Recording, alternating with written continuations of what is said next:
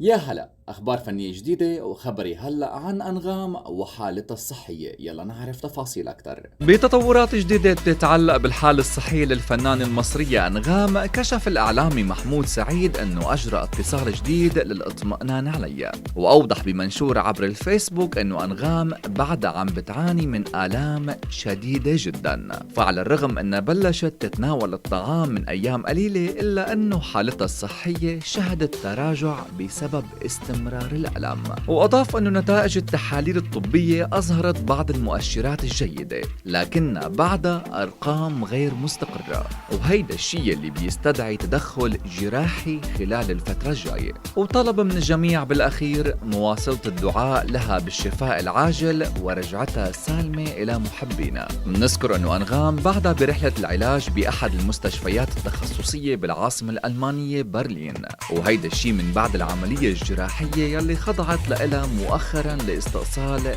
جزء من البنكرياس.